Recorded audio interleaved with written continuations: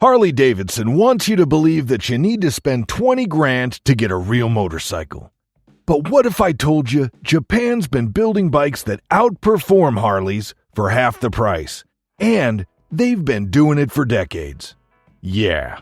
While some folks are out here financing chrome and bad decisions, smart riders are snapping up machines that go faster, last longer, handle better, and cost less than a Road Glide's down payment. This isn't about bashing Harley. It's about exposing the truth. You don't have to drink the Milwaukee Kool-Aid to ride something badass. You just have to look east. So here it is. 12 Japanese motorcycles that punch harder, ride smoother, and won't leave your wallet gasping for air.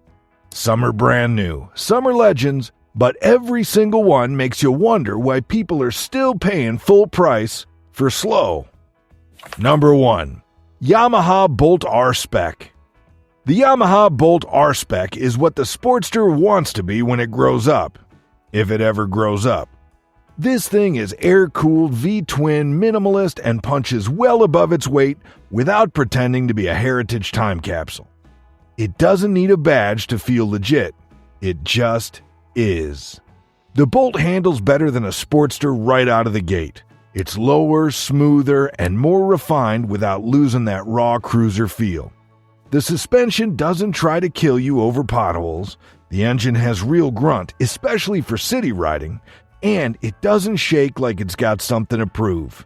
And the best part, you can usually find one for around 5 to 7 grand used, less than half the price of Harley's Nightster lineup, and arguably more fun.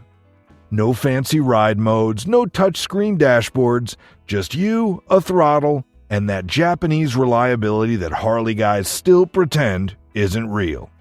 It's not perfect. It's got a small tank and limited cornering clearance, but so does every low-slung cruiser. What it does have is style, simplicity, and a ride that feels planted and honest. The Bolt isn't trying to be America's sweetheart. It's just trying to be a damn good motorcycle, and it succeeds for a fraction of the price.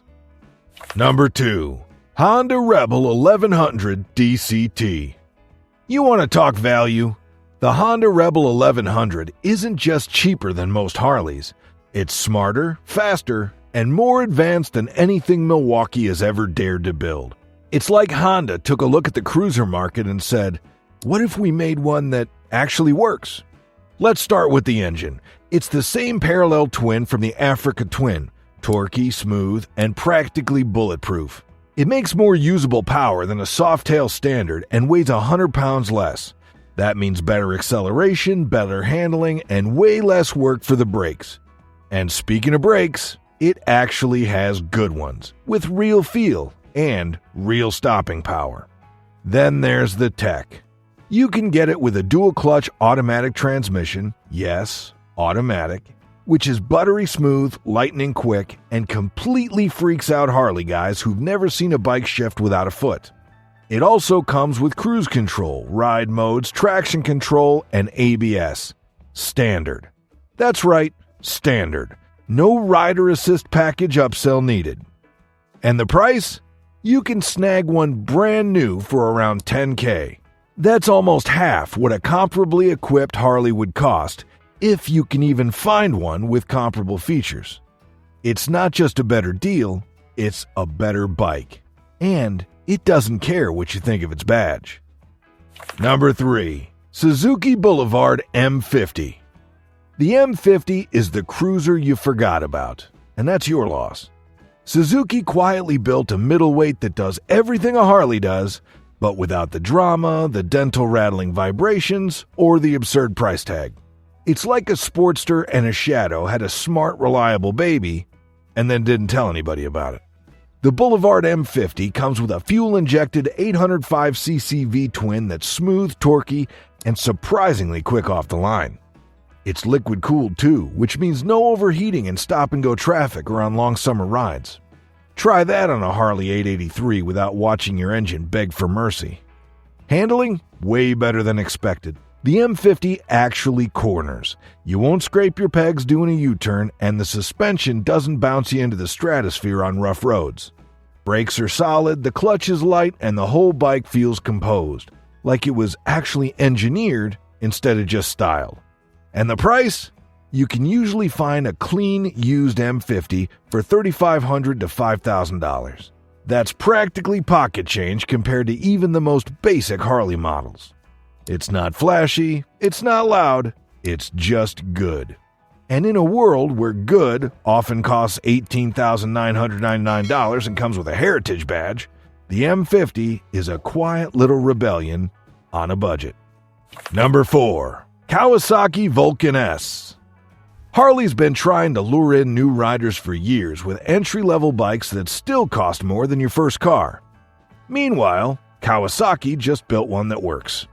The Vulcan S isn't pretending to be a Harley. It's too busy being better. This thing runs a 649cc parallel twin lifted from the Ninja 650, so it revs freely, pulls hard, and doesn't feel like it's coughing up a lung every time you hit 5,000 RPM. It's smooth, lightweight, and actually fun to ride without sacrificing cruiser comfort.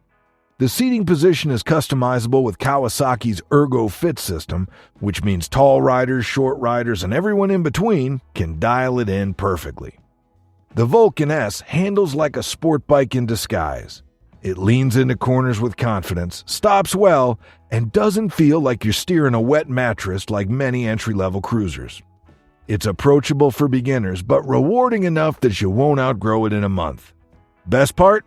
You can buy one new for around $78.99, and used models are everywhere in the $4,000 to $6,000 range. That's less than a used Iron 883, which has less power, worse handling, and a dated everything. If you want a bike that rides like it was built by engineers instead of marketing departments, the Vulcan S is your guy. Harley wishes it made something this smart. Number 5. Yamaha V-Max Gen 2. Let's be clear, this isn't just better than a Harley. The Gen 2 Yamaha V-Max doesn't compete with Harleys, it erases them. This thing was built to dominate, and it doesn't care if you're riding a Road King, a Lowrider S, or a full-dressed CVO. It'll destroy them all, and do it while costing thousands less.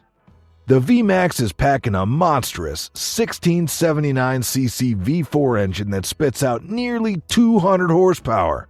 You didn't hear that wrong. 200 horsepower. It launches like a drag bike, sounds like a war movie, and pulls so violently in the mid-range, it feels illegal. And it practically is, because nothing this heavy should accelerate that fast. This isn't some twitchy naked sport bike, though. It's long, low, and surprisingly comfortable for a power cruiser. The shaft drive keeps things smooth, the brakes are oversized and actually stop the bike, and the suspension, while firm, can handle real-world riding without rattling your spine. It's a rocket ship in cruiser clothing. And while Harley was busy selling chrome and nostalgia, Yamaha dropped this beast for around $18,000 brand new. These days you can find clean examples for $9,000 to $12,000, which is laughable considering it'll outrun bikes twice the price. If your idea of cruising includes obliterating everything next to you at a stoplight, the V-Max is your spirit animal. Harley doesn't make anything close. Number 6. Honda VTX 1800. This is the bike Harley should have built.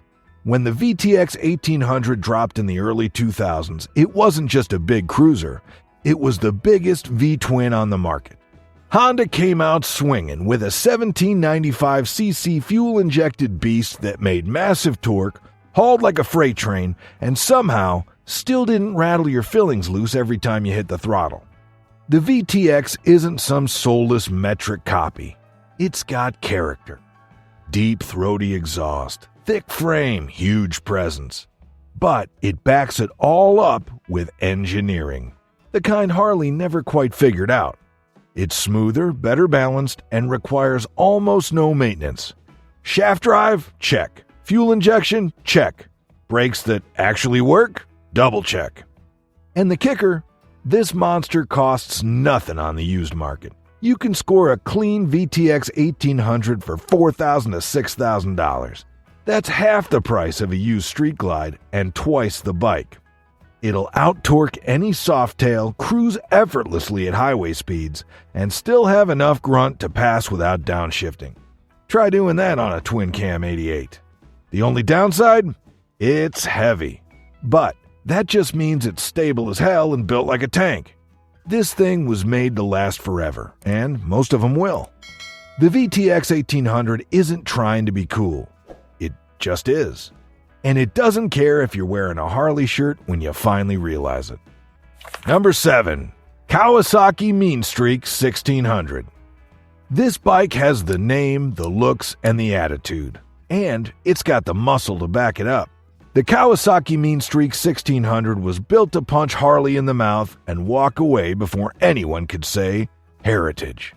It wasn't just another cruiser, it was a performance cruiser, and it still holds up.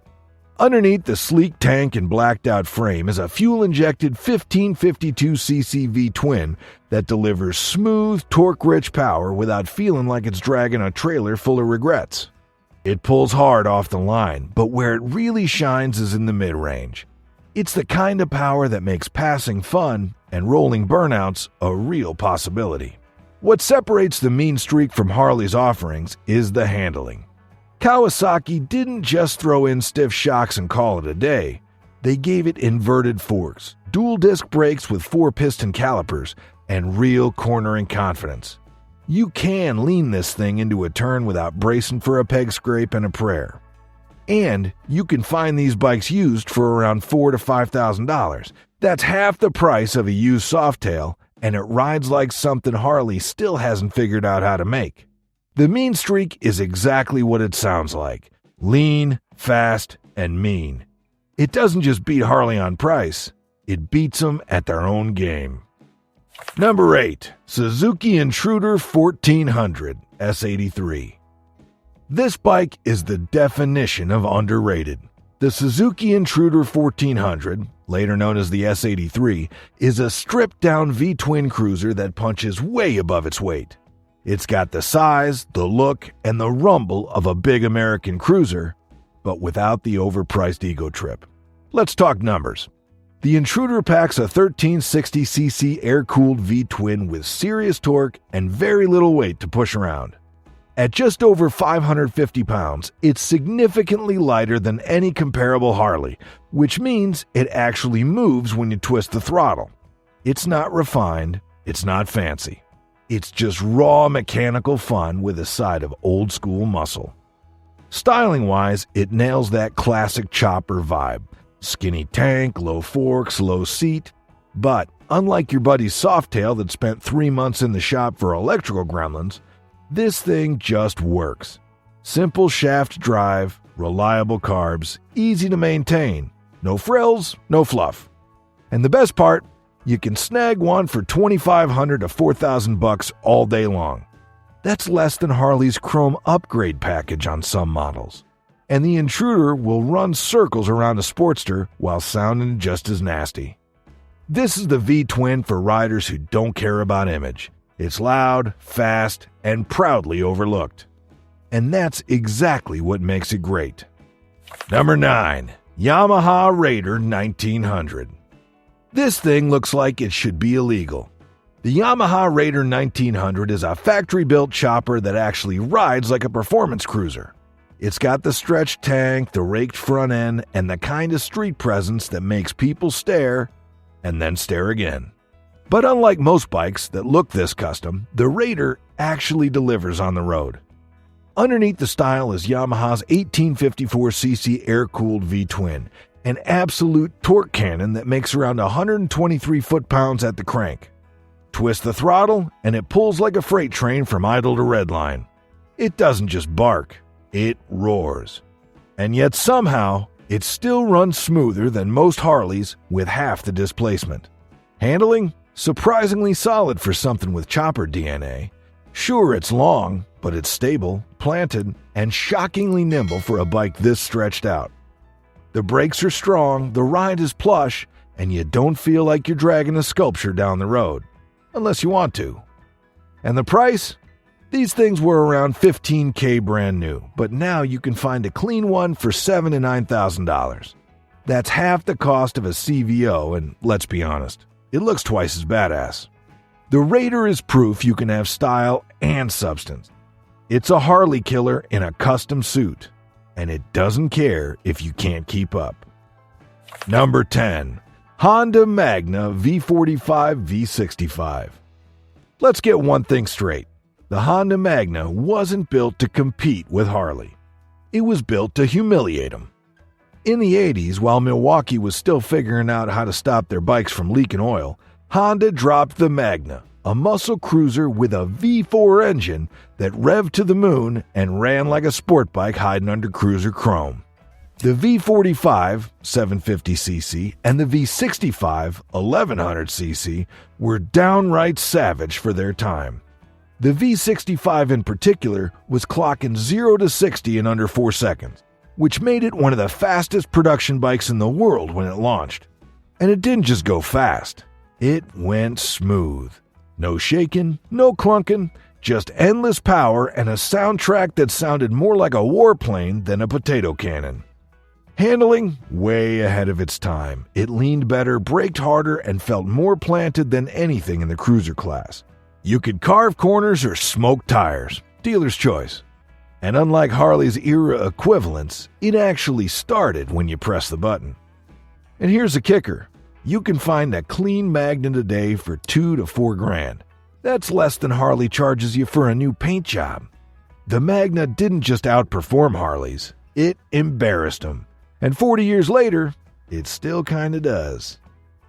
Number 11. Kawasaki Eliminator 500, 2024. This is the bike Harley wishes it had right now, but can't figure out how to build. The 2024 Kawasaki Eliminator 500 is brand new, ultra-modern, lightweight, and shockingly good for the price. It's the kind of cruiser that actually brings new riders into the game without trying to guilt trip them into buying real American iron. It runs on the same parallel twin from the Ninja 500, smooth, rev-happy, and stupidly reliable. No, it's not a V-twin, but here's the truth. It doesn't need to be. It's got more usable power than a Sportster 883, less weight, and way better balance. You can flick it through traffic, carve corners on back roads, and still cruise comfortably on the highway. Try doing all that on a 48 without dislocating your kidneys. It's also packed with thoughtful touches. LED lighting, digital dash, lightweight chassis, and optional ABS. Nothing flashy, nothing pointless, just good, solid design. The kind Harley stopped doing somewhere around 2003. And the price? Around $6,900 brand new. You heard that right. For under $7,000, you get a bike that's better looking, easier to ride, and more practical than anything Harley offers in that segment.